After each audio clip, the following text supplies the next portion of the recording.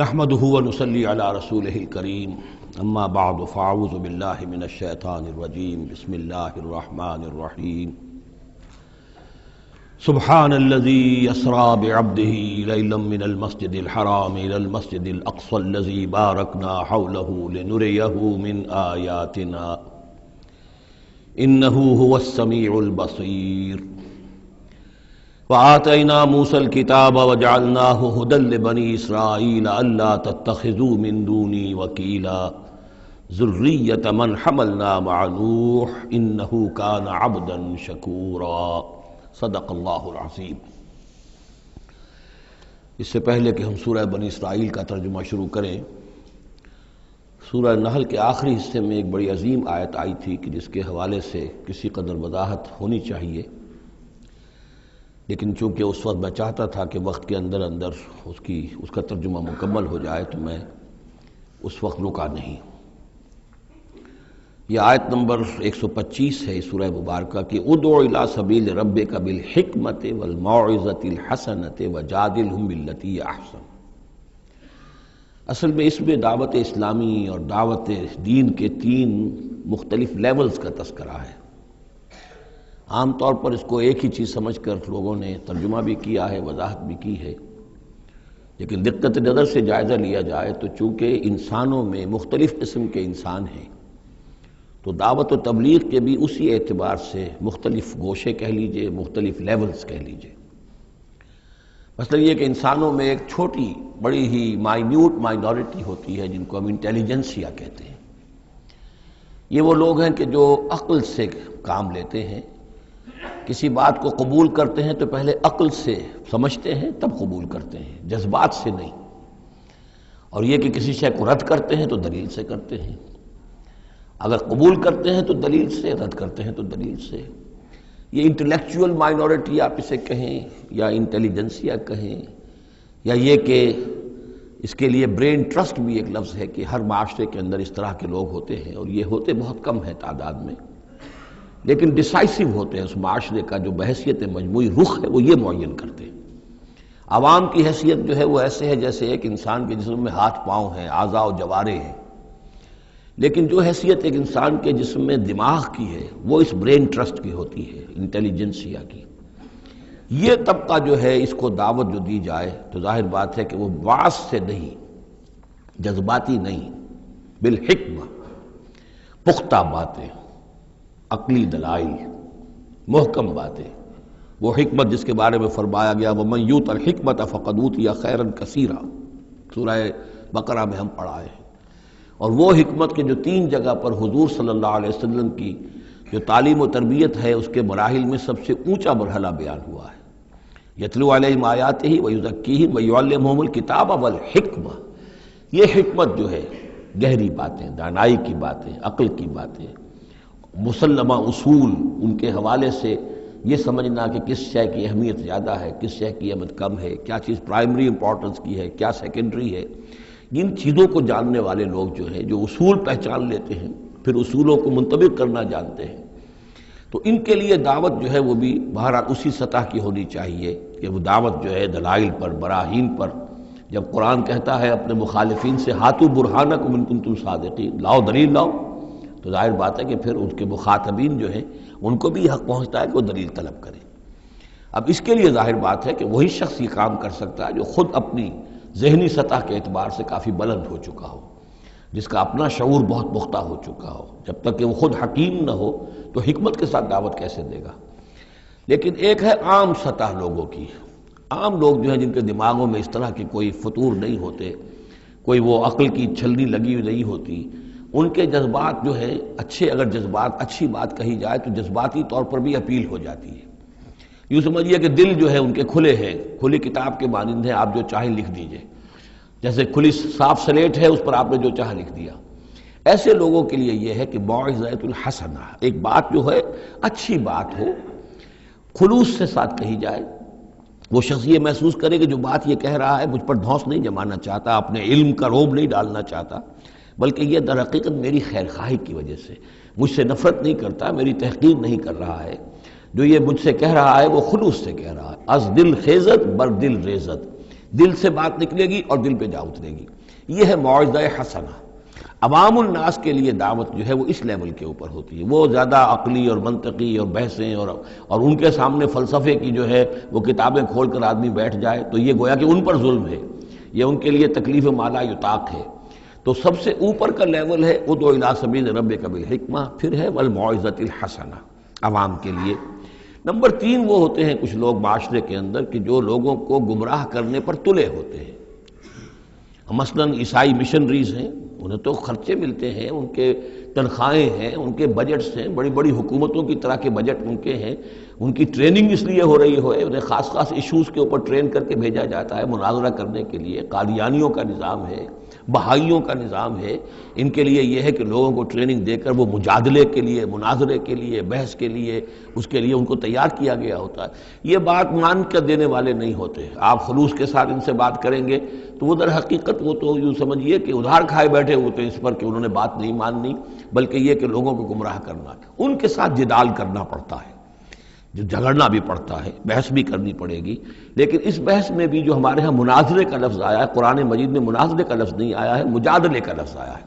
جادلہم، ہاں ان سے جھگڑو، انہیں جواب دینے پڑیں گے ایسے کہ جو انہیں خاموش کر دیں. اگر وہ خاموش نہیں ہوں گے تو عوام الناس کے اوپر ان کا اثر ہو جائے گا. لیکن اس مجادلے میں بھی تمہارا اپنا اخلاقی معیار برقرار رہنا چاہیے.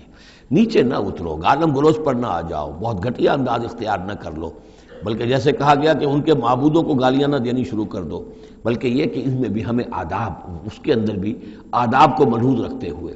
تو یہ 3 لیولز ہیں. ادعو الی سبیل ربک بالحکمۃ والموعظۃ الحسنۃ وجادلہم باللتی احسن. اب اس میں ہر ایک کے لیے پھر تیاری کرنی ہوگی. قادیانیوں سے مباحثے کرنے کے لیے ظاہر بات ہے عام آدمی نہیں کر سکتا جب تک کہ ان اسپیشل ایشوز کے اوپر اس کو صحیح جو ہے اس کو تعلیم نہ دے دی گئی ہو، اس کی پوری تربیت نہ ہو گئی ہو. اور اسی طریقے سے جو بہائیوں نے کوئی مسائل اٹھائے ہوئے ہیں، منکرین حدیث نے کوئی اٹھائے ہوئے ہیں، تو اس طرح کے لیے جو ہے یہ 3 لیولز ہیں، ان کو سمجھ لیجیے. اب آئیے ہم سورہ بنی اسرائیل کی طرف چل رہے ہیں. یہ قرآن مجید کے وسط میں 2 عظیم خزانے ہیں حکمت قرآنی کے، سورہ بنی اسرائیل اور سورۃ الکہف. اور یہ نہایت حسین و جمیل جوڑا ہے. اس میں جوڑے ہونے کی جو نسبتیں ہیں، نسبت زوجیت، کیا کیا مشابہتیں ہیں، کس کس اعتبار سے کمپلیمنٹری ہیں، وہ تو ظاہر بات ہے کہ میں شروع میں زیادہ وقت نہیں لے سکتا. یہ تو دوران جب ہم ترجمہ کریں گے، پڑھیں گے، بات واضح ہو جائے گی. لیکن 1-2 موٹی موٹی باتیں دیکھ لیجئے. اس سورت کا آغاز ہو رہا ہے سبحان الذی اسریٰ بعبدہ، اللہ کی تسبیح کے ساتھ. سورہ کہف شروع ہوگی الحمدللہ الذی انزل علی عبدہ الکتاب. الحمدللہ، اور حدیث نبوی میں آیا ہے التسبیح نصف المیزان والحمدللہ تملؤہ. نظام جو میزان معرفت خداوندی ہے وہ آدھی ہو جاتی ہے تسبیح سے، سبحان اللہ کہنے سے، اور پر ہو جاتی ہے الحمدللہ کہنے سے. یہ دونوں مل کر گویا کہ معرفت خداوندی کا جو بھی انسان کے پاس ہو سکتا ہے اثاثہ اور جو پونجی ہو سکتی ہے اس کی تکمیل ہو جاتی ہے. یہ ہم آگے چل کر المسبحات میں اس مضمون پر تفصیلی گفتگو کریں گے. لیکن یہاں نوٹ کر لیجئے تسبیح سے شروع ہو رہی ہے سورہ بنی اسرائیل اور تحمید سے الحمدللہ الذی انزل علی عبدہ الکتاب. پھر یہ کہ یہاں ہے ذکر اللہ اپنے بندے کو لے گیا، وہاں ہے اللہ نے اپنے بندے پر کتاب اتاری. یہ گویا کہ ریسیپروکل معاملہ ہو رہا ہے. دونوں جگہ عبد کا لفظ آیا، رسول کا لفظ نہیں آیا. سبحان الذی اسریٰ بعبدہ الحمدللہ الذی انزل علی عبدہ الکتاب. اس طرح آخر میں آپ دیکھیں گے 2 آیتیں اس سورہ مبارکہ کی جو ہیں قل سے شروع ہوں گی. قل ادعوا اللہ او ادعوا الرحمن ایما تدعوا فلہ الاسماء الحسنی. اسی طریقے سے آخری آیت بھی ہے. اور پھر اسی طریقے سے سورہ کہف کی بھی آخری 2 آیتیں قل سے شروع ہوں گی. یہ 4 قل ہیں. 4 قل تو سورتوں کے ہیں، قل یا ایھا الکافرون اور قل هو اللہ احد اور قل اعوذ برب الفلق اور قل اعوذ برب الناس. 4 قل بہت مشہور ہیں، لیکن یہ 4 قل جو ہیں 2 آیتیں قل والی یہ جو سورہ بنی اسرائیل کے آخر میں آئیں گی، اور 2 آیتیں قل والی جو سورہ کہف نہایت عظیم آیات ہیں. اور ان دونوں میں بھی پھر وہی ریسیپروکل نسبت ہوگی جس کی طرف کہ میں نے اشارہ کیا ہے. ایک اور خاص بات یہ ہے ان دونوں صورتوں میں کہ یہ اس طریقے سے انٹرلاکڈ ہے، جیسے ریل گاڑی کے 2 ڈبے ہوتے ہیں، ان کو جوڑا ہوا ہوتا ہے بیچ میں، انٹرلاکڈ ہوتے ہیں. یہ جو ہے وہ ختم ہوگی سورہ مبارکہ کبر ہو تکبیرا قل الحمد للہ الذی لم یتخذ ولدا، کہو کہ قل حمد، کل تعریف اللہ کے لیے ہے جس نے کسی کو اپنا بیٹا نہیں بنایا۔ یہ آخری آیت ہے، اور اس حکم پر گویا کہ تعمیل کرتے ہوئے اگلی صورت نازل ہو رہی ہے، الحمد للہ الذی انزل علی عبدہ الکتاب ولم یجعل لہ عوجا۔ اس طریقے سے یہ دونوں جوڑے جو ہیں باہم انٹرلاک بھی ہیں۔ یہ سورہ بنی اسرائیل جو ہے، اس کا پہلا رکوع اس اعتبار سے بہت اہم ہے، بہت عظیم ہے کہ اس میں بنی اسرائیل کی تاریخ کے 4 ادوار کا تذکرہ ہے جو کہ حضور صلی اللہ علیہ وسلم کی بعثت تک گزر چکے تھے۔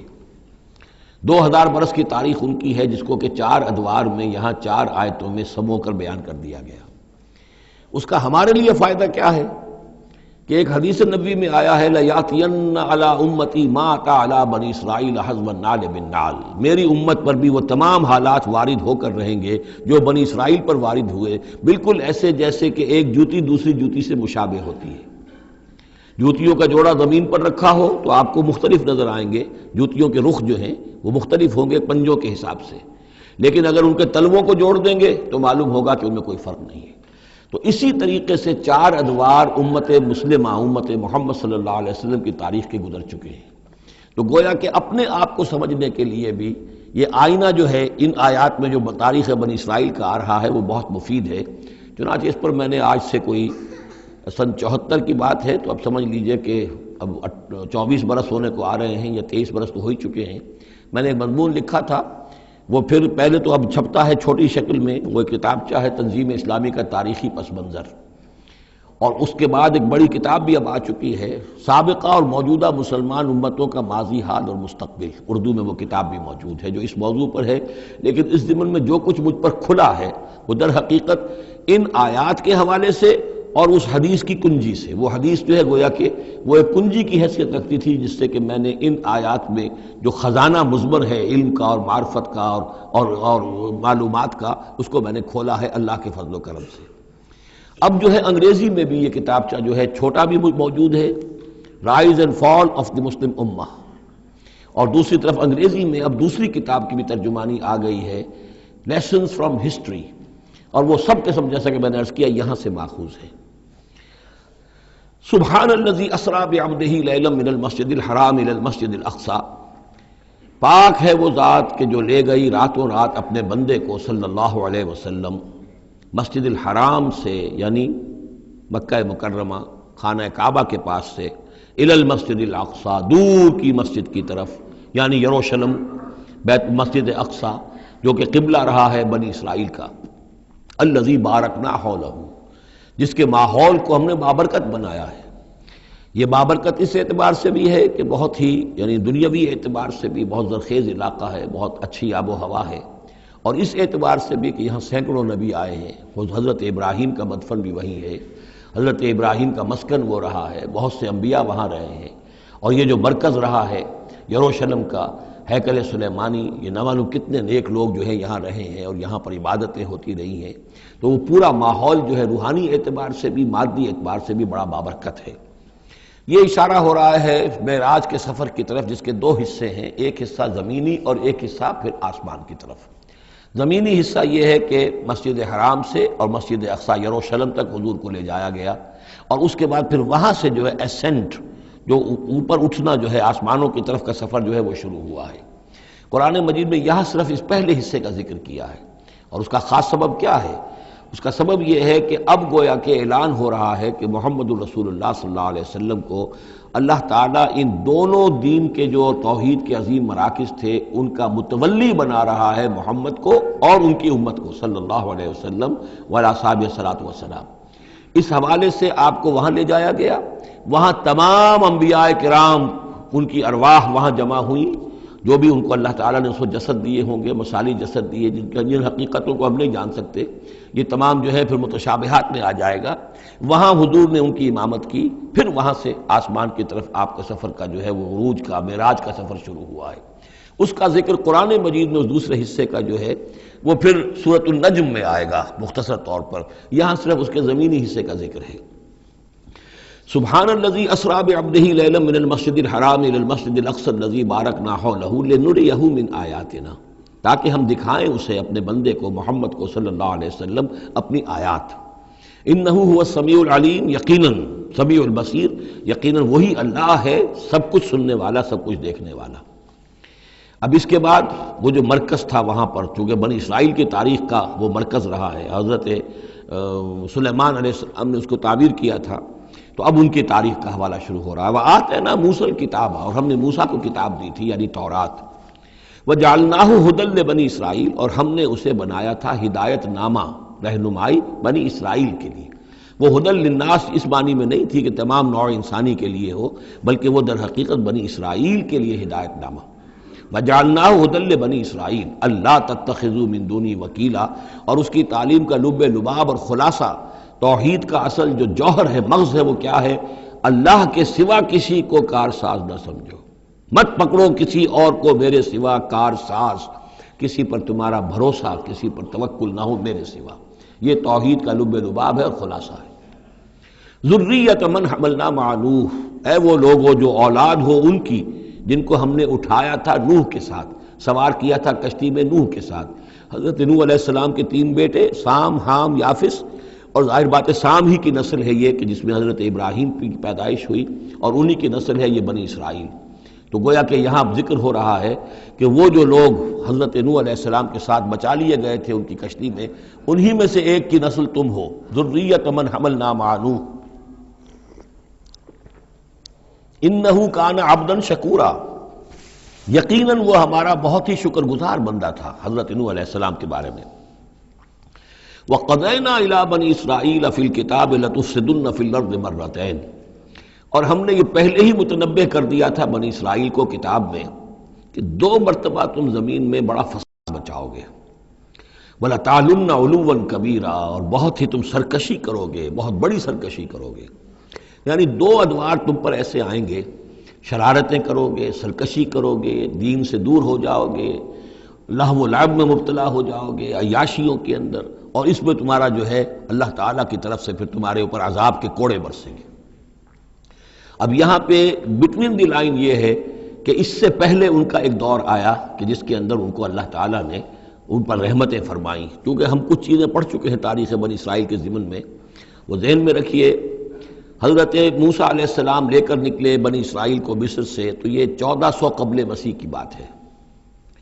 اس کے بعد وہ آئے ہیں، تورات انہیں ملی ہے جبکہ وہ جبل طور کے پاس پڑاؤ ڈالا ہے۔ وہاں سے پھر شمال مشرق کی طرف چلے ہیں، جب کہا گیا کہ جنگ کرو قوم نے انکار کر دیا، تو 40 برس تک کی سزا مل گئی ان کی بزدلی کی وجہ سے۔ 40 برس تک وہ اسی صحرا میں بھٹکتے پھرے۔ اسی دوران حضرت موسیٰ کا انتقال ہو گیا اور حضرت ہارون کا بھی انتقال ہو گیا۔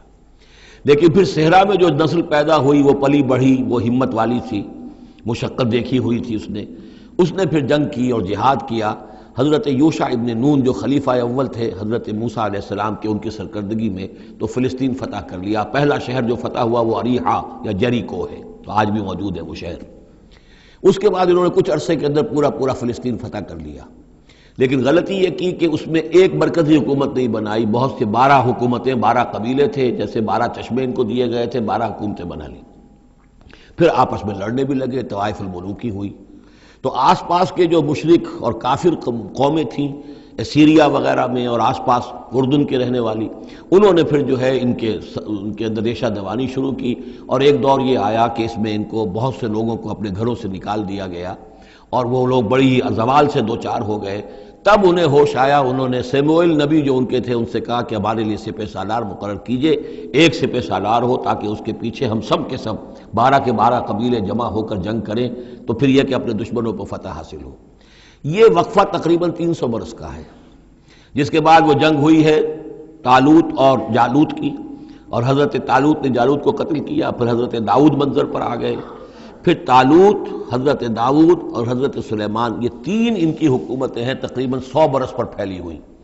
16 برس طالوت کے، 40 برس حضرت داؤد کے، 40 برس حضرت سلیمان کے۔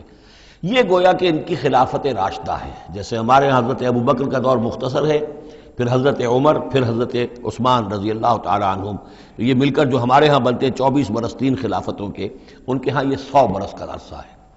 لیکن حضرت عثمان کے بعد آپ کو معلوم ہے کہ تقسیم ہو گئی تھی مملکت، اس لیے کہ حضرت علی رضی اللہ تعالی عنہ کی خلافت کو حضرت امیر معاویہ نے تسلیم نہیں کیا تو شام اور مصر کے علاقے علیحدہ رہے۔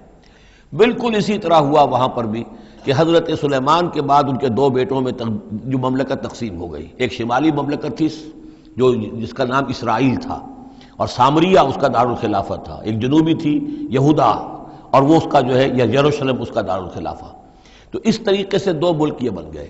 یہ زمانہ ان کا ابھی عروج کا بہرحال ہے، کچھ کئی سو برس ان کے عروج کے گزرے، پھر ان میں خرابیاں آئیں، پھر ان کے اندر شرک مشرکانہ اوہام آ گئے، دنیا پرستی آ گئی، شریعت کا مذاق بنانا ہو گیا معاملہ، تو پھر ان پر زوال آیا۔ پہلا زوال جو آیا، پہلے اسیرینز نے شمالی مملکت جو تھی اسرائیل کی اس کو ختم کر دیا۔ یہ کوئی ختم کیا انہوں نے اس سے کافی پہلے 700-800 برس قبل حضرت مسیح کے۔ اس کے بعد جو اصل آیا ہے نبوکڈنضر جو نمرود تھا عراق کا، اس کا حملہ ہوا 587 قبل مسیح میں، انہوں نے یروشلم کو برباد کیا، 6 لاکھ کو قتل کیا، 6 لاکھ کو قیدی بنا کے لے گیا، اور یہ کہ یروشلم میں 2 اینٹیں سلامت نہیں رہنے دیں اور ہیکل سلیمانی کو مسمار کر دیا۔ یہ ان کا بدترین دور آیا۔ تقریباً 125 برس یہ کیپٹیوٹی میں رہے بیبیلونیا میں، 6 لاکھ کو ہانک کر لے گیا وہاں پر، بدترین دور۔ تو پہلا عروج اس کا جو کلائمیکس تھا وہ طالوت اور داؤد اور سلیمان کا دور حکومت، اور پہلا زوال جس کا یوں سمجھیے کہ سب سے نیچے کی پوزیشن یہ ہے جو کیپٹیوٹی کا دور ہے ان کا۔ اس کے بعد حضرت عزیر علیہ السلام ان میں آئے، اللہ نے بھیجا، انہوں نے دعوت اصلاح توبہ کی منادی کی، پھر یہ لوگ کچھ ٹھیک ہوئے۔ ادھر یہ کہ ایران نے حملہ کیا تھا عراق پر اور ان کو آزاد کر دیا تھا کہ جاؤ تم، کہ خورس نے، ذوالقرنین نے، کہ تم جاؤ اور جا کر اپنا شہر دوبارہ آباد کر لو۔ تو یہ پھر آ گئے، حضرت عزیر کے ساتھ ہو کر آئے ہیں۔ تو یہ تقریباً 458 قبل مسیح میں پھر یہ دوبارہ آئے ہیں۔ تو یہ سمجھیے کہ 125 برس تک یہ جو شہر ہے اجڑا پڑا رہا ہے۔ اسی دوران میں حضرت عزیر کو اللہ تعالیٰ نے 100 برس کے لیے سلائے بھی رکھا ہے، وہ موت ان پر طاری کر دی تھی جو سورہ بقرہ میں ہم پڑھ کر آئے ہیں۔ یہ سارے واقعات کو آپ یوں سمجھ لیجئے کہ یہ علیحدہ علیحدہ ٹکڑے جو ہم نے پڑھے ان کو جوڑ لیجئے۔ بہرحال پھر ان کے اندر یہ کہ ایک نیکی کی تحریک چلی، پھر ان کے اندر لوگوں نے توبہ کی، پھر اللہ نے انہیں دوبارہ ایک عروج عطا کیا، مکابی سلطنت قائم ہوئی، اور وہ جہاں تک دنیاوی حدود ہیں، زمینی حدود، وہ حضرت سلیمان کی مملکت سے بھی بڑی تھی۔ یہ ان کا دوسرا دور عروج ہے۔ لیکن پھر ان کے اندر زوال آیا، پھر خرابی آئی، پھر وہی دنیا پرستی، وہی عیاشیاں، وہی بدماشیاں، وہی مشرکانہ اوہام۔ اس کے نتیجے میں پھر ان پر جو کوڑے پڑے ہیں وہ پہلے تو پڑے ہیں یونانیوں کے ہاتھوں، سکندر مقدونی نے پہلے فتح کیا ان کو، پھر سلیوکس جو اس کا سپہ سالار تھا وہ ان پر حکمران رہا ہے۔ اس کے بعد یہ ہے کہ پھر رومنز آ گئے، رومنز نے ان کو فتح کر لیا، ان کی حکومتیں چلتی رہی۔ یہ دوسرا دور ہے۔ اس دور میں پھر یہ ہے کہ رومن ہی کے ہاتھوں سن 70 عیسوی میں دوبارہ یروشلم تباہ و برباد ہوا، 1,33,000 یہودی ایک دن میں قتل کیے۔ پھر دوبارہ وہ ٹیمپل یا ہیکل سلیمانی جو دوبارہ تعمیر کر لیا تھا حضرت عزیر کے بعد، پھر وہ مسمار کر دیا گیا، اور وہ آج تک مسمار پڑا ہوا ہے۔ اور گویا کہ حضور صلی اللہ علیہ وسلم کی بعثت کے وقت 500 برس ہو چکے تھے اس کو مسمار ہوئے ہوئے۔ سن 70 عیسوی میں وہ مسمار ہوا، اور 571 میں حضور کی پیدائش ہے، یعنی آپ کی پیدائش بھی پورے 500 برس بعد ہوئی ہے، جبکہ یہ رومیوں کے ہاتھوں ہیکل سلیمانی تباہ و برباد کر دیا گیا تھا۔ یروشلم میں پھر کوئی متنفس نہیں رہا، لیکن یہ کہ بعد میں جو ہے اس کے اندر ان کو یہاں سے نکال باہر کیا گیا، ان کا ڈائسپورا شروع ہو گیا۔ وہ ڈائسپورا اس صدی کے شروع میں ختم ہوا ہے، وہ پھر میں بعد میں بات کروں گا۔ یہ ساری داستان بڑی اہم ہے، اس لیے کہ یہ سابقہ امت مسلمہ ہے، یہ وہ امت مسلمہ ہے جس کے ہاں 1400 برس تک نبوت رہی، جس کے ہاں 3 کتابیں نازل ہوئی ہیں، جن کے بارے میں قرآن میں 2 جگہ ہے کہ یا بنی اسرائیل اذکروا نعمتی التی انعمت علیکم وانی فضلتکم علی العالمین، میں نے تمام جہان والوں پر تمہیں فضیلت دی ہے۔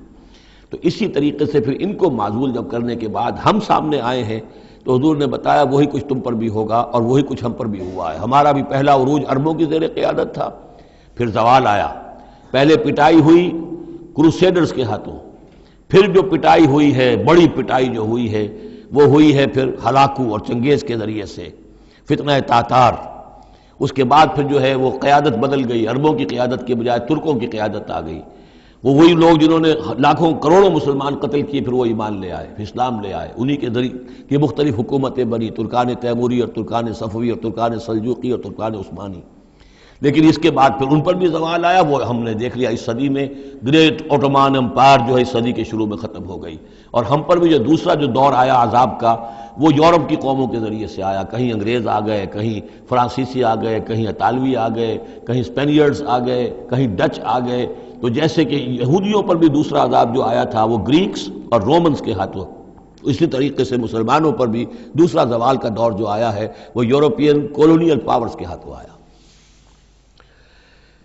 ہم نے یہ طے کر دیا تھا، پہلے ہی سنا دیا تھا بنی اسرائیل کو کہ تم اپنی تاریخ میں 2 مرتبہ بہت فساد مچاؤ گے اور بہت سرکشی کرو گے۔ فَإِذَا جَاءَ وَعْدُ أُولَاهُمَا، جب ان دونوں میں سے پہلے وعدے کا وقت آ گیا، بَعَثْنَا عَلَيْكُمْ عِبَادًا لَنَا أُولِي بَأْسٍ شَدِيدٍ، ہم نے تم پر مسلط کر دیے اپنے ایسے بندے جو بڑی سخت جنگ کرنے والے، بڑے سخت جنگجو تھے۔ فَجَاسُوا خِلَالَ الدِّيَارِ، تو وہ تمہاری آبادیوں میں، ملکوں میں گھس گئے۔ وَكَانَ وَعْدًا مَفْعُولًا، اور وہ وعدہ جو اللہ کا تھا وہ پورا ہو کر رہا۔ یعنی جب تم شرارت کرو گے، جب تم دین سے برگشتہ ہو جاؤ گے، جب تم اللہ کی کتاب کو، اللہ کے قانون کو جو ہے وہ مذاق اور ہنسی بنا لو گے، تو پھر تم پر ہمارے عذاب کے کوڑے پڑیں گے۔ یہ میں بتا چکا ہوں، پہلے یہ کوڑے آئے اسیرینز کے ہاتھوں جنہوں نے ختم کر دیا اسرائیلی مملکت کو، پھر یہ آئے نیبوکڈنیزر کے ہاتھوں، بیبیلونینز کے ہاتھوں، جس نے کہ یروشلم کو بھی برباد کیا، 6 لاکھ کو قتل کیا، 6 لاکھ کو ساتھ لے گیا اور ہیکل سلیمانی مسمار کر دیا۔ ثم رددنا لکم الکرۃ علیہم، پھر ہم نے تمہاری باری لوٹائی ان پر، پھر اللہ تعالیٰ نے ان کو پھر ایک مرتبہ پھر وہ دی سہارا دیا، چاہے وہ سہارا ایرانیوں کی وجہ سے ہوا کہ خورس یا سائرس ذوالقرنین، اس نے اب عراق پر حملہ کیا اور پھر یہاں پہ ان کو اجازت دے دی کہ تم چلے جاؤ اور جا کر اپنا شہر دوبارہ آباد کر لو، تو یہ واپس آئے۔ ثم رددنا لکم الکرۃ علیہم، پھر ہم نے تمہاری باری لوٹائی دی ان پر، وامددناکم، اور تمہاری مدد کی، بے اموال، اموال کے ذریعے سے بھی، وبنینا، اور اولاد بیٹوں کے ذریعے سے بھی، وجعلناکم اکثر نفیرا، اور پھر ہم نے تمہیں بنا دیا ایک کثیر تعداد والی قوم، تم پھلے پھولے پھر ایک بڑی پراسپرس قوم بن گئے۔ ان احسنتم احسنتم لانفسکم، تم نے اگر کوئی بھلائی کمائی تو اپنے نفس کے لیے بھلائی کمائی، اپنے لیے کمائی، اپنے فائدے کے لیے۔ وَإِنْ أَسَأْتُمْ فَلَهَا، اور اگر کوئی برا کام کیا تو وہ بھی اپنے لیے کیا، اس کا وبال تم پر دنیا میں بھی آیا اور آخرت میں بھی اس کا عذاب آئے گا۔ فَإِذَا جَاءَ وَعْدُ الْآخِرَةِ، جب وہ دوسری مرتبہ کی وہ سرکشی اور تمرد اور شیطنت تمہاری اور تمہارا جو ہے دین سے برگشتگی کا دور آیا، تو دوسرے وعدے کا وقت آیا، لِيَسُوءُ وُجُوهَكُمْ، یہاں وہ الفاظ محذوف سمجھیے، بَعَثْنَا عَلَيْكُمْ عِبَادًا لَنَا أُولِي بَأْسٍ شَدِيدٍ، وہ گویا کہ الفاظ یہاں ریپیٹ نہیں کیے گئے، دوبارہ پھر ہم نے تمہارے اوپر ایسے زوردار لوگوں کو مسلط کیا، لِيَسُوءُ وُجُوهَكُمْ، تاکہ وہ تمہارے چہروں کو بگاڑ دیں، تمہارے حلیے بگاڑ دیں۔ وَلِيَدْخُلُوا الْمَسْجِدَ كَمَا دَخَلُوهُ أَوَّلَ مَرَّةٍ، اور وہ داخل ہوں مسجد میں، یعنی مسجد اقصیٰ میں، ہیکل سلیمانی میں، جیسے کہ وہ داخل ہوئے تھے پہلی مرتبہ، جیسے بے حرمتی کی تھی بیبیلونینز نے بیت المقدس کی اور ہیکل سلیمانی کی، ایسی ہی بے حرمتی پھر کی ہے ٹائٹس رومی نے سن 70 عیسوی میں اس ہیکل کی بھی، اور ہیکل کو مسمار کر دیا۔ وَلِيَدْخُلُوا الْمَسْجِدَ كَمَا دَخَلُوهُ أَوَّلَ مَرَّةٍ وَلِيُتَبِّرُوا مَا عَلَوْا تَتْبِيرًا، اور یہ کہ تباہ و برباد کر دیں ہر اس شے کو جس کے اوپر بھی ان کو اختیار اور قبضہ حاصل ہو جائے۔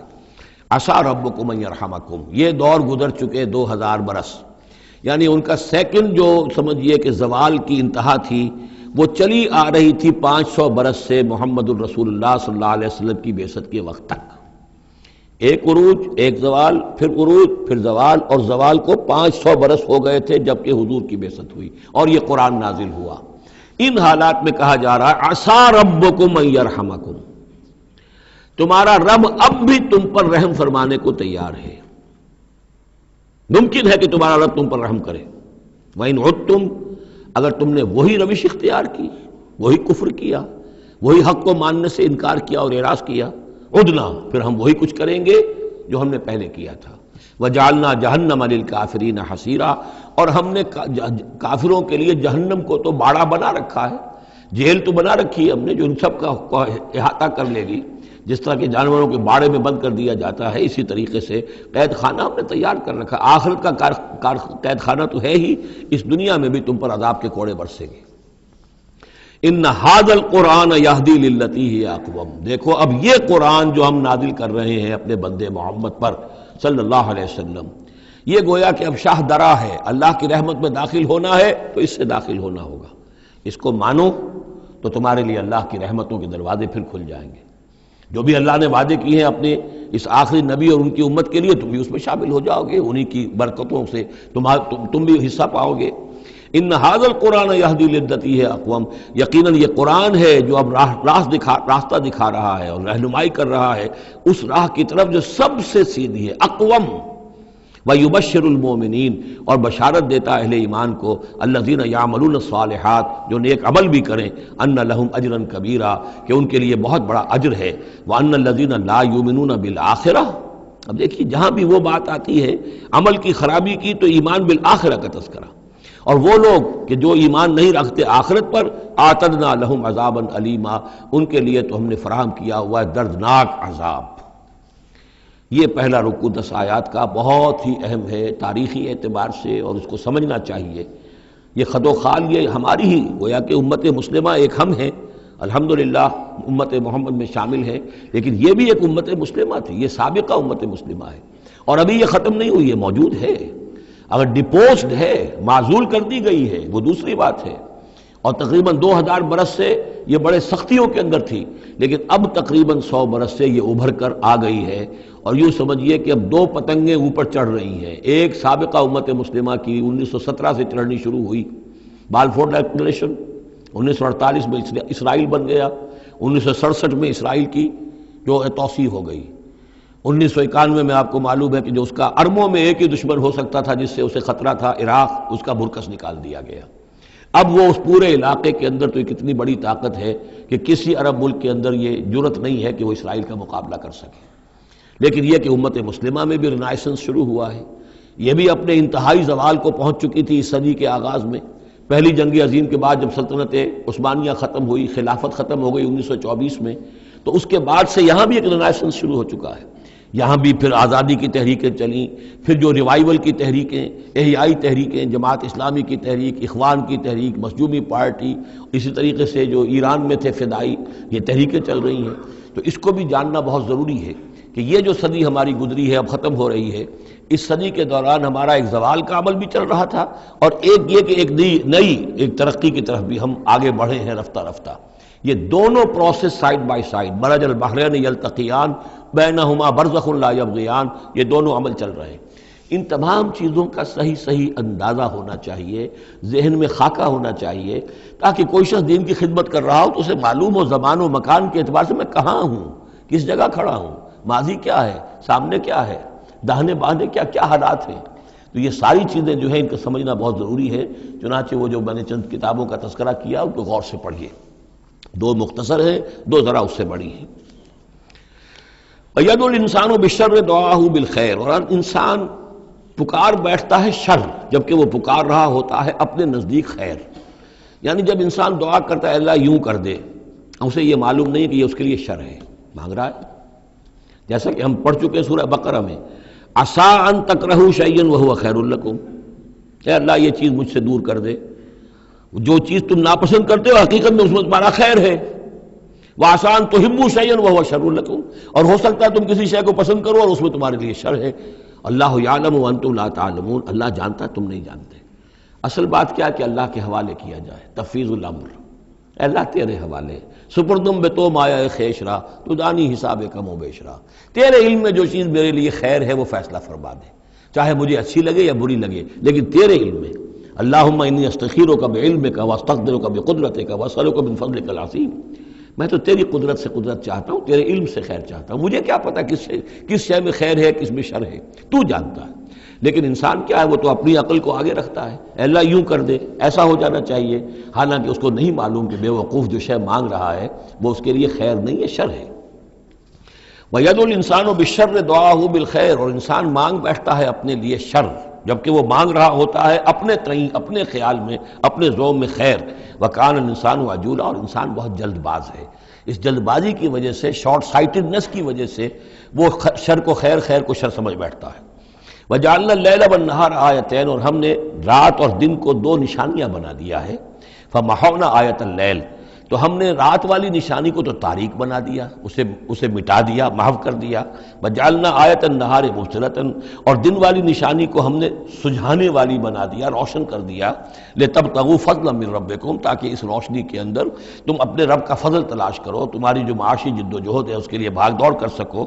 ولتعلموا عدد السنین والحساب، اور دن اور یہ رات کا جو فرق ہے اور تفاوت ہے، الٹ پھیر ہے، اسی سے پھر ہم نے یہ نظام بنا دیا کہ تم حساب کر سکو سالوں کا، اور یہ سارا جو تمہارے نظام الاوقات ہے، ایک دن ایک رات ایک دن ہو گیا، پھر ایک دن ایک رات، اس طرح بڑھتے بڑھتے پھر ہفتہ بنتا ہے، جو پھر اس کے بعد جو ہے وہ مہینہ اور سال.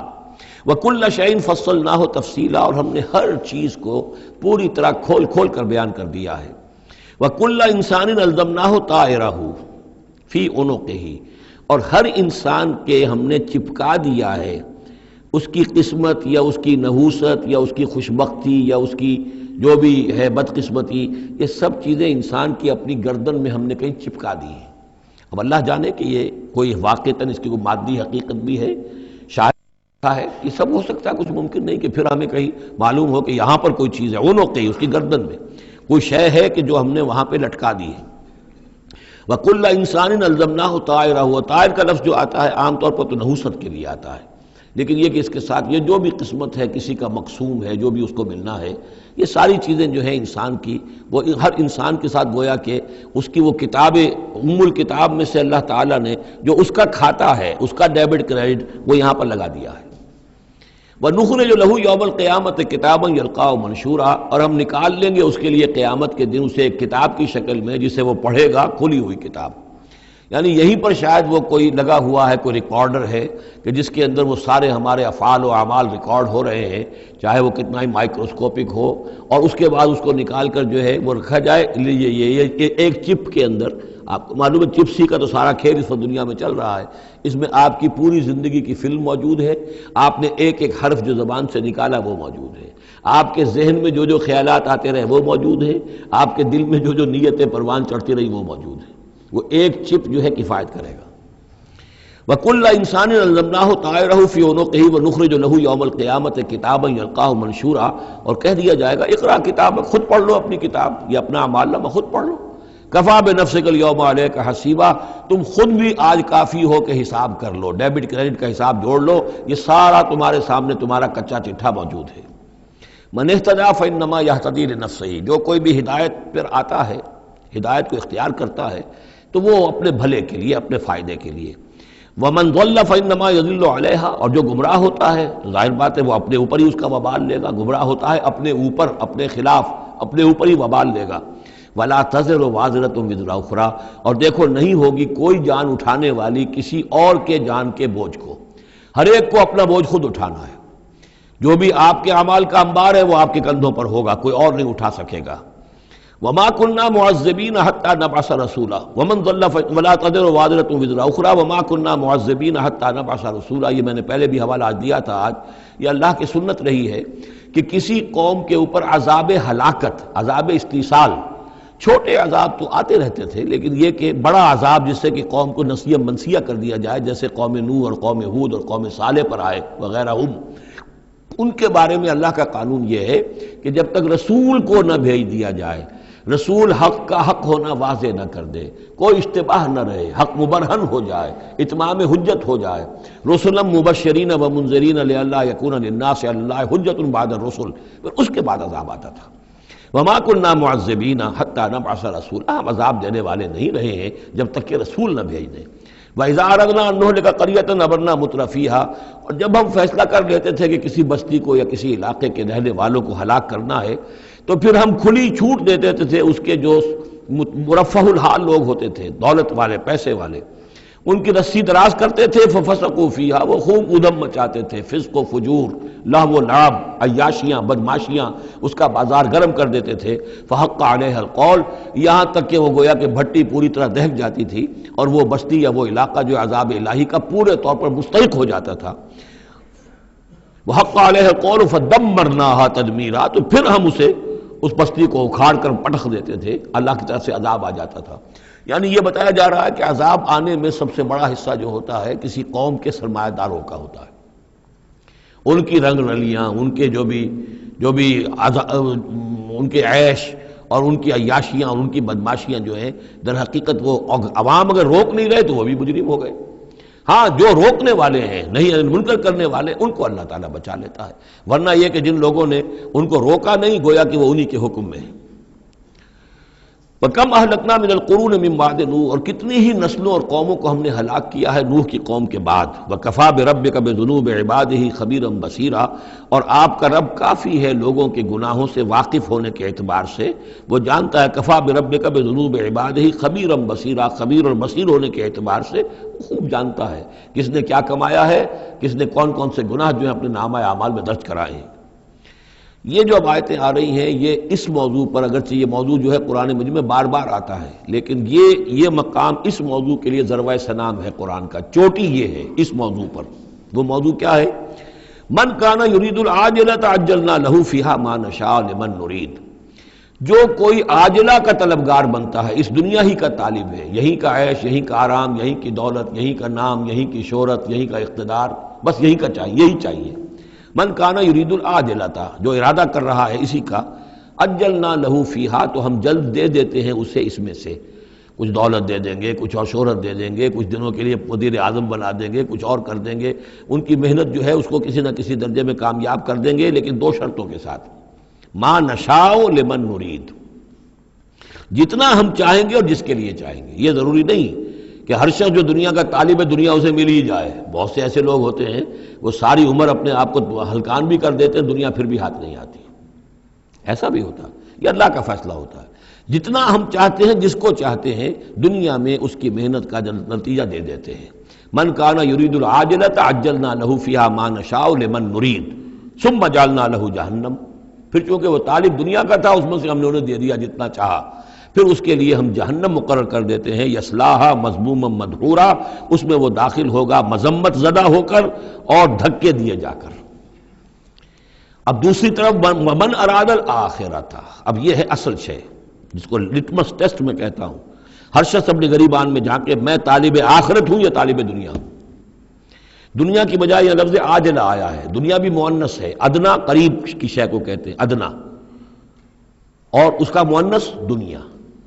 عاجل جلدی والی شے، دنیا جو ہے یہ زندگی نقد ہے اور یہ فوری طور پر ہے، یہاں کی جو راحت ہے وہ بھی نقد ہے، یہاں کی تکلیف ہے وہ بھی نقد ہے، فوری طور پر محسوس ہو جاتی ہے۔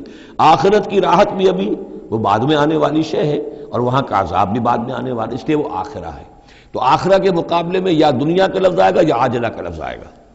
من کان یرید العاجلۃ عجلنا لہ فیہا ما نشاء لمن نرید ثم جعلنا لہ جہنم یصلاھا مذموما مدحورا ومن اراد الآخرۃ وسعی لہا سعیہا وہو مومن، جو آخرت کا طالب ہو اور صرف کہنے میں نہ ہو، بات کرنے میں زبانی کلامی نہ ہو، بلکہ یہ کہ واقعتاً اس کے لیے ویسی محنت کرے جیسی کہ آخرت کے لیے کرنی چاہیے، یہ شرط عین ہے۔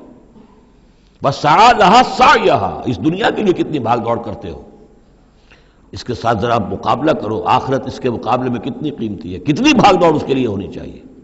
وسعی لہا سعیہا وہو مومن، ایمان بھی رکھتا ہو اور اس کے لیے ویسی محنت کرے جیسی کہ اس کے لیے کی جانی چاہیے۔ فَأُولَٰئِکَ کَانَ سَعْیُہُم مَشْکُورًا، یہ وہ لوگ ہوں گے کہ جن کی سعی جو ہے اللہ تعالیٰ کے ہاں اس کی قدر کی جائے گی، قدر افزائی کی جائے گی۔ اللہم ربنا اجعلنا منہم، کافی کٹھن مقام ہے، آسان نہیں ہے، بڑی شرطیں ہیں جو اللہ نے لگائی ہیں۔ ومن اراد الآخرۃ وسعی لہا سعیہا وہو مومن فاولئک کان سعیہم مشکورا اللہم ربنا اجعلنا منہم کلا نمد ہؤلاء وہؤلاء من عطاء ربک۔ باقی یہ کہ اس دنیا کی زندگی میں تو ہم مدد پہنچا رہے ہیں ان کو بھی اور ان کو بھی، اہل ایمان کو بھی، طالب آخرت کو بھی، طالب دنیا کو بھی دے رہے ہیں۔ جب ہم نے امتحان کے لیے یہاں رکھنا ہے تو راشن تو دینا ہی ہے، کھانے پینے کے لیے تو مجرموں کو بھی اور مومنوں کو بھی اور مسلموں کو بھی کچھ نہ کچھ دینا ہے، سبسسٹنس تو ہمارے ذمے ہے۔ یہ تیرے رب کی عطا میں سے ہے، وما کان عطاء ربک محظورا، اور آپ کے رب کی عطا جو ہے وہ روکی نہیں جا سکتی۔ یعنی مسلمان یہ چاہیں کہ کافروں کو کچھ نہ دیا جائے، یہ نہیں، یہاں کا معاملہ ہم نے کھلا چھوڑا ہوا ہے، اس میں یہ کہ آپ چاہیں انہیں کچھ نہ ملے، وہ یہ آپ کی بات پوری نہیں ہوگی۔ انظر کیف فضلنا بعضهم علی بعض، دیکھو کیسے ہم نے بعض کو بعض پر فضیلت دی ہے، دنیا میں مال و اسباب میں دی ہے، ذہنی صلاحیتوں میں دی ہے، اور مختلف اعتبارات سے فضیلتیں دی ہیں۔ وَلَلْآخِرَةُ أَكْبَرُ دَرَجَاتٍ وَأَكْبَرُ تَفْضِيلًا، لیکن آخرہ جو ہے وہ درجے کے اعتبار سے اور فضیلت کے اعتبار سے بہت بڑی ہوگی۔ یہاں کتنا فرق پڑ جائے گا، کوئی محل میں رہ رہا ہے، کوئی کٹیا میں رہ رہا ہے، اچھا وہ 20 سال رہ لے گا محل میں، یہ 20 سال رہ لے گا کٹیا میں، کتنا فرق پڑ گیا۔ لیکن وہاں جو ہے ہمیشہ ہمیشہ کے لیے رہنا ہے، روح و ریحان و جنت نعیم، جنات و عدن میں، یا ہمیشہ کے ہمیشہ رہنا ہے جہنم کے اندر، وہ کتنا فرق ہوگا۔ یہاں کا کیا فرق ہے؟ کچھ بھی نہیں، مرنا اسے بھی ہے اسے بھی ہے، چاہے اس کے لیے بڑے سے بڑے ڈاکٹر موجود ہیں اور یہ کہیں پہ جا کے علاج کرا لے، موت اس کو بھی آئے گی، موت اس کو بھی آ جائے گی۔ زیادہ یہ اسے حسرت رہے گی کہ میں علاج نہیں کرا سکا، بس اللہ اللہ خیر صلی اللہ، لیکن کیا سب جن کو جو علاج کرا سکتے ہیں ان سب کو شفا ہو جاتی؟ کتنے ہی ہیں لاکھوں روپیہ خرچ کر کے آتے ہیں، اس کے بعد بھی وہ شفا تو نہیں ہوتی۔ لا تجعل مع اللہ الہا آخر، اللہ کے ساتھ کسی اور کو الہ نہ بناؤ۔ فتقعد، پھر تمہیں بیٹھ رہنا پڑے گا مذموما مخذولا، مذمت زدہ ہو کر اور اللہ کی جناب سے بے توفیق بنا کر۔ اللہ تعالیٰ جو ہے خذلان الہی، مخذولا، بے یار و مددگار چھوڑ دے گا۔ پھر اس کے بعد یہ دو رکوع جو ہیں یہ بہت اہم ہیں، جیسا کہ میں نے عرض کیا تھا، یہ حضرت عبداللہ ابن عباس رضی اللہ تعالیٰ عنہما کے نزدیک یہ تورات کی تعلیم کا نچوڑ ہے، 10 commandments، the Quranic version of 10 commandments۔ تورات میں جو احکام عشرہ آئے تھے اس کا یہ قرآنک ورژن ہے جو یہاں پر آ رہا ہے۔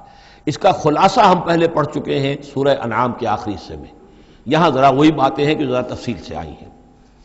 وَقَضَىٰ رَبُّكَ أَلَّا تَعْبُدُوا إِلَّا إِيَّاهُ، تیرے رب نے فیصلہ کر دیا ہے کہ نہیں پوجو گے سوائے اس کے کسی کو۔ وَبِالْوَالِدَيْنِ إِحْسَانًا، اور اللہ کے اور والدین کے ساتھ احسان، نیک سلوک۔ یہ چوتھا مقام آ گیا جہاں کہ اللہ، تیسرا مقام آیا ہے، چوتھا مقام سورہ لقمان میں آئے گا، اللہ کے حقوق کے فوراً بعد والدین کے حقوق۔ اما یبلغن عندک الکبر، اگر پہنچ ہی جائیں وہ دونوں بڑھاپے تک تمہارے پاس، احدہما، وہ اکیلے کوئی ایک ان میں سے، اور کلاہما، یا دونوں، یعنی والدین اس بڑھاپے کی اور ضعیفی کی عمر کو پہنچ گئے، یا والد فوت ہو گئے والدہ ضعیفی کی عمر کو پہنچ گئی، یا والدہ فوت ہو گئی والد ضعیفی کی عمر کو پہنچ گئے، یا دونوں کے دونوں ضعیفی کی عمر کو پہنچ گئے۔ اما یبلغن عندک الکبر احدہما او کلاہما فلا تقل لہما اف، تو انہیں اف تک مت کہو، جھڑکنا نہیں، ولا تنہرہما، ان کو جھڑکو مت، وقل لہما قولا کریما، ان سے بات کرو نرمی کے ساتھ، ادب کے ساتھ۔ کسی وقت ان کی بات ٹالنی بھی پڑ جاتی ہے، ابا جان یہ بات تو میں نہیں کر سکتا، میری مجبوری ہے، لیکن سختی کے ساتھ نہیں۔ ایسی بات نہ ہو کہ جس سے ان کا دل دکھے کہ آج یہ میرے سامنے سینہ تان کر بات کر رہا ہے، کل یہی تھا وہ جو چھوٹا چھوٹا سا لپٹتا تھا میری ٹانگوں میں آ کر، اور وہ یہی ہے جسے میں گود میں لیے پھرتا تھا، یہ دل دکھے نہ۔ وَاخْفِضْ لَهُمَا جَنَاحَ الذُّلِّ مِنَ الرَّحْمَةِ، یہ آ گیا جو میں نے کہا تھا، والدین کے لیے بھی اپنے بازوؤں کو، کندھوں کو عاجزی کے ساتھ ان کے سامنے جھکا کر رکھو، سینہ تان کر بات نہ ہو ان سے، بات جب بھی ہو معلوم ہو کہ جھکے ہوئے ہیں، ان کا ادب کر رہے ہیں۔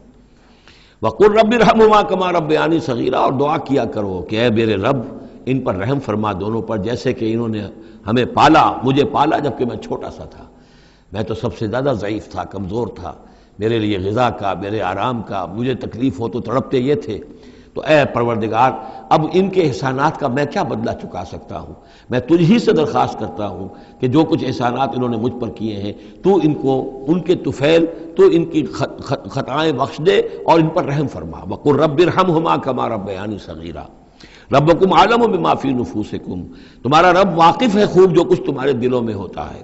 ان تکونوا صالحین فإنہ کان للأوابین غفورا، اگر تم واقعی نیک ہوگے تو یقیناً اللہ تعالیٰ تم میں سے جو واقعی اللہ کی طرف رجوع کرنے والے ان کے لیے غفور ہے۔ اس میں اشارہ ہے کسی وقت بوڑھے والدین، جیسے کہ ہم پڑھ آئے کہ لا یعلم من بعد علم شیئا، وہ کبھی بچوں کی سی عادتیں نوت کر آتی ہیں، پھر کبھی وہ ایسی باتیں کہتے ہیں کہ جو نہیں کی جا سکتی، کہیں روکنا بھی پڑتا ہے، ٹوکنا بھی پڑتا ہے، لیکن یہ کہ اگر مجبوراً کہیں ایسی بات کرو اور کرو ادب کے ساتھ، سختی نہ ہو، تو پھر یہ کہ اللہ تعالیٰ جانتا ہے تمہاری نیت کو، کہ تم اگر اپنے والدین کی یہ بات نہیں مان پا رہے ہو، تمہاری مجبوری ہے، وہ تم جانتے ہو، اللہ تعالیٰ کے علم میں ہے، تو اللہ غفور اور رحیم ہے۔ وَآتِ ذَا الْقُرْبَىٰ حَقَّهُ، اور قرابت داروں کو بھی ان کا حق ادا کرو، والمسکین، اور مسکین کو، وابن السبیل، اور مسافر کو، ولا تبذر تبذیرا، اور نام و نمود کے لیے اپنی دولت مت اڑاؤ۔ تبذیر جو ہے اسراف سے بہت بڑا جرم ہے۔ اسراف یہ ہے کہ ضرورت میں ضرورت سے زائد خرچ کیا جائے، کھانا آپ کی ضرورت ہے وہ کھانا ایک سالن روٹی سے بھی آپ کی غذا پوری ہو سکتی ہے، لیکن 4 کھانے، یہ اسراف ہے۔ کپڑا آپ کی ضرورت ہے لیکن وارڈروبس کی وارڈروب بھری ہوئی ہے کپڑوں سے، یہ اسراف ہے۔ جتنے آپ کے لیے لازم ہے، ضروری ہے، وہ رکھیے۔ اور تبذیر یہ ہے کہ بلا ضرورت خرچ کرنا، صرف نام و نمود کے لیے، اپنی دولت کی نمائش کے لیے، شادیوں پر خرچ ہو رہا ہے اور کس قدر ہو رہا ہے، دھوم دھڑکتا ہے، کوئی اس کی ضرورت نہیں ہے۔ یہ ہے تبذیر۔ بلا تبذر تبذیرا، اپنی دولت کو نام و نمود کے لیے مت اڑاؤ۔ ان المبذرین کانوا اخوان الشیاطین، یقیناً یہ مبذرین جو ہیں، یہ فضول خرچی کرنے والے، بیکار دولت اڑانے والے، اپنی دولت کی نمائش کے لیے، یہ شیطانوں کے بھائی ہیں۔ یہ کیوں ہے؟ یہ بات جب میری سمجھ میں آئی تھی تو بہت قرآن مجید کے ایک اعجاز کا ایک پہلو مجھ پر منکشف ہوا تھا کہ وہ جو آیت ہم پڑھ چکے سورہ مائدہ میں، شیطان کیا چاہتا ہے؟ انما یرید الشیطان ان یوقع بینکم العداوۃ والبغضاء فی الخمر والمیسر۔ شیطان یہ چاہتا ہے کہ تمہارے مابین دشمنی پیدا کرے، بغض پیدا کر دے، شراب اور جوئے کے ذریعے سے۔ وہی بغض اور دشمنی جو ہے وہ اس سے پیدا ہوتی ہے کہ کسی سیٹھ صاحب کی بیٹی کی شادی ہے اور اس پر جو کچھ ہو رہا ہے، وہ جو پوری کوٹھی جو ہے وہ بنی ہوئی ہے، بقائے نور بنی ہوئی ہے اور دھوپ دھڑ رہا ہے۔ اچھا، اسی سیٹھ صاحب کا کوئی شوفر بھی ہوگا، کوئی پہرے دار ہوگا، کوئی مالی ہوگا، کوئی اس کا خانسامہ ہوگا، اس کی بچی شاید بوڑھی ہو رہی ہو، اس کے ہاتھ پیلے نہیں ہو رہے ہیں، کیا ہوگا اس کے دل میں؟ کیا چھریاں نہیں چل رہی ہوں گی اس کے دل میں؟ کیا پھر محبت پیدا ہوگی یا نفرت پیدا ہوگی؟ پھر تو ایسا ہوگا کہ جب اس کا داؤ چلے گا، یہ پیٹ پھاڑے گا اپنے اس سیٹھ کا اور لے کر جائے گا۔ یہ ہے وہ دشمنی ڈالنے والی بات، تبذیر جو ہے، جس سے کہ دشمنی پیدا ہوتی، طبقاتی شعور پیدا ہوتا ہے، ہیوز اور ہیو ناٹس کے درمیان ایک جو خلیج ہے وہ زیادہ سے زیادہ جو ہے گہری اور چوڑی ہوتی چلی جاتی ہے۔ وَكَانَ الشَّيْطَانُ لِرَبِّهِ كَفُورًا، اور یقیناً شیطان اپنے رب کا بہت ہی ناشکرا تھا۔ وَإِمَّا تُعْرِضَنَّ عَنْهُمْ ابْتِغَاءَ رَحْمَةٍ مِّن رَّبِّكَ تَرْجُوهَا، اور اگر تمہیں اعراض کرنا ہی پڑ جائے ان سے، یعنی قرابت دار ہے، کوئی اور آپ سے کوئی سائل آ گیا ہے، کوئی اور ہے جو آپ سے کوئی مدد چاہ رہا ہے، اگر آپ کو اعراض کرنا ہی پڑ جائے، کیوں؟ ابتغاء رحمت من ربک ترجوہا، کہ خود تم اپنے رب کی رحمت کے ابھی امیدوار ہو، یعنی اس وقت تمہارے پاس کچھ نہیں ہے، تم بھی امید میں ہو کہ اللہ تعالیٰ تمہیں بھی نواز دے، تمہارے پاس کچھ نہیں ہے، تو اگر اپنے قرابت داروں سے یا ان سے اعراض کرنا پڑ رہا ہے، فَقُلْ لَهُمْ قَوْلًا مَيْسُورًا، تو بات ان سے وہ کرو کہ جو بڑی نرم ہو، شرافت کے ساتھ، انہیں جھڑکو نہیں۔ وَلَا تَجْعَلْ يَدَكَ مَغْلُولَةً إِلَىٰ عُنُقِكَ، اور نہ تو اپنے ہاتھ کو باندھ لو اپنی گردن کے ساتھ، یہ اصل میں کنایا ہے، استعارہ ہے بخل سے، کہ ہاتھ بندھا ہوا ہے، اس ہاتھ سے کچھ نکل ہی نہیں سکتا، کسی کو کچھ خیر جو ہے وہ مل ہی نہیں سکتا۔ وَلَا تَبْسُطْهَا كُلَّ الْبَسْطِ، اور نہ ہی ہاتھ کو کھول دو پورا کا پورا، یعنی یہ کہ بسا اوقات انسان کے اندر نیکی کا جذبہ اتنا جوش کھاتا ہے کہ سب کچھ اللہ کی راہ میں دے کر خود فقیر ہو جائے، یہ بھی نہیں، بلکہ یہ کہ ایک اعتدال کی راہ ہونی چاہیے۔ فَتَقْعُدَ مَلُومًا مَحْسُورًا، ایک وقت میں جذبات کے رو میں آ کر تو یہ سب کچھ کر بیٹھے، اور بعد میں تم جو ہے بیٹھے رہو گے الزام کھائے ہوئے اور ہارے ہوئے، اور پھر ہو سکتا ہے کہ الٹا یہ خیال ہو کہ کیا حماقت میں کر بیٹھا، مجھے جو ہے ذرا اس میں اعتدال کی روش اختیار کرنی چاہیے تھی۔ اس میں بسا اوقات ایسا ہوتا ہے کہ انسان یہ سمجھتا ہے کہ یہ غریب آدمی میرا رشتہ دار جو ہے، میں اس کی کسی نہ کسی طریقے سے اب اس کے حالات بگڑے ہوئے ٹھیک کر ہی دوں، لہذا وہ اپنی امکانی حد تک مدد کر رہا ہے، لیکن حالات ٹھیک نہیں ہو رہے اس کے، تو فرمایا ان ربک یبسط الرزق لمن یشاء ویقدر، یہ جو ہے کسی شخص کے اوپر رزق کا کشادہ ہو جانا اور کسی کے اوپر رزق کی تحقیق ہو جانا، یہ تمہارے اختیار میں نہیں ہے، یہ تیرے رب کے اختیار میں ہے، اللہ کے اختیار میں ہے، لہذا اپنا سا فرض ادا کرو جو تم کر سکتے ہو، معقول طریقے سے، معتدل طریقے سے، متوازن طریقے سے وہ کرو، تم یہ نہ سمجھو کہ تم کسی کے حالات کو بدلنے پر قادر ہو۔ ان ربک یبسط الرزق لمن یشاء ویقدر، یقیناً یہ تو تیرا رب ہی ہے کہ جو کھول دیتا ہے رزق جس کے لیے چاہتا ہے، کشادہ کر دیتا ہے اور تنگ کر دیتا ہے جس کے لیے چاہتا ہے۔ انہ کان بعبادہ خبیرا بصیرا، یقیناً وہ اپنے بندوں کے حق میں اپنے بندوں سے پوری طرح باخبر ہے اور ان کے حالات کو دیکھ رہا ہے۔ وَلَا تَقْتُلُوا أَوْلَادَكُمْ خَشْيَةَ إِمْلَاقٍ، اور اپنی اولاد کو قتل مت کرو مفلسی کے اندیشے سے۔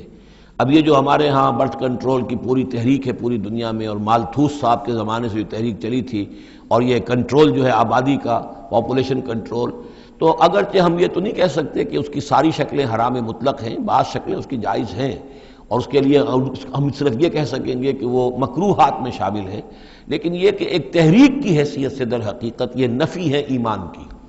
اللہ پر توکل نہیں ہے، اللہ کے رازق ہونے پر بھروسہ نہیں ہے، اپنے حساب کتاب کو جوڑ رہے ہو، تمہیں کیا پتا اللہ کے خزانے کون کون سے ہیں؟ ابھی کچھ عرصے پہلے ہمیں پتہ ہی نہیں تھا کہ سمندر کے اندر سے کیا کچھ غذا نکل آئے گی اور کتنی عمدہ غذا ہوگی۔ یہ گوشت جو آپ کو سمندر سے ملتا ہے یہ کس قدر عمدہ ہے صحت کے لیے۔ باقی جو گوشت ہم کھاتے ہیں اوپر سے ریڈ میٹ، اس کے اندر کیا کیا ہیزرڈز ہیں اور کیا کیا خرابیاں ہماری صحت کے لیے، اور یہ جو ہے جو ہمیں ملتا ہے سمندر سے یہ کس قدر عمدہ ہے، لحمن طریہ جو ہم پڑھ چکے ہیں، تو معلوم نہیں تھا۔ اسی اعتبار سے جان لیجئے کہ تم اپنی اولاد کو قتل نہ کرو، اگرچہ جو بھی یعنی یوں سمجھیے کہ کنٹراسیپٹیو میتھڈ جو ہیں اس کے اوپر قتل کا اطلاق تو نہیں ہوگا، البتہ یہ کہ اگر باقاعدہ ایبارشن ہوتی ہے تو وہ تو یقیناً قتل ہی کے زد میں آئے گی۔ وَلَا تَقْتُلُوا أَوْلَادَكُمْ خَشْيَةَ إِمْلَاقٍ نَحْنُ نَرْزُقُهُمْ وَإِيَّاكُمْ، ہم ہی ان کو بھی رزق پہنچائیں گے اور تمہیں بھی ہم دیتے ہیں۔ تم سمجھتے ہو کہ تمہیں رزق خود اپنے ذریعے سے مل رہا ہے، یہ رزق ہم نے ہے جو تمہیں دیا ہے۔ إِنَّ قَتْلَهُمْ كَانَ خِطًا كَبِيرًا، یقیناً ان کو قتل کرنا جو ہے بہت بڑی خطا ہے۔ وَلَا تَقْرَبُوا الزِّنَا، اور زنا کے قریب تک مت جاؤ۔ اب یہاں پر یہ نہیں کہا کہ زنا مت کرو، زنا سے تو بہت فاصلے پر رہو، keep at a safe distance.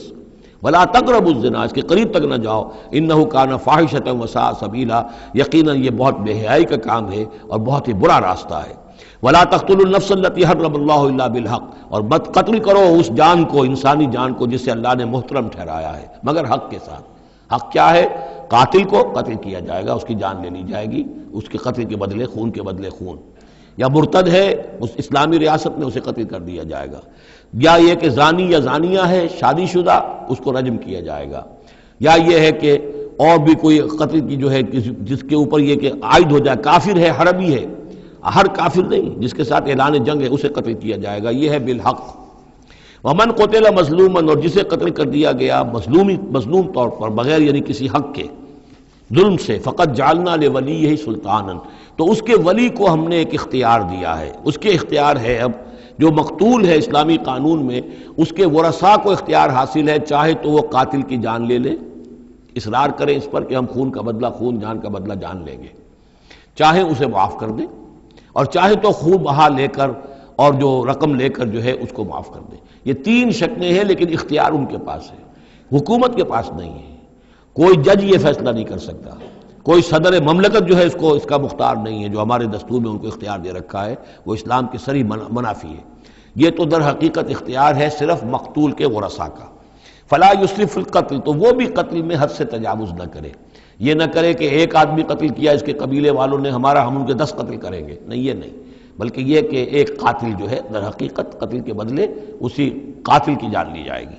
انہو کانا منصورا، اس کی مدد کی جائے گی، یعنی جو بھی مقتول کے ورثاء ہیں ان کی مدد کی جائے گی۔ ریاست کا کام یہ ہے کہ وہ قاتل کو تلاش کرے، قاتل کو پکڑے، مقدمہ چلائے، اس پر ثبوت فراہم کرنا، یہ سارا ریاست کا کام ہے، لیکن مقدمے میں مدعی ریاست نہیں ہے۔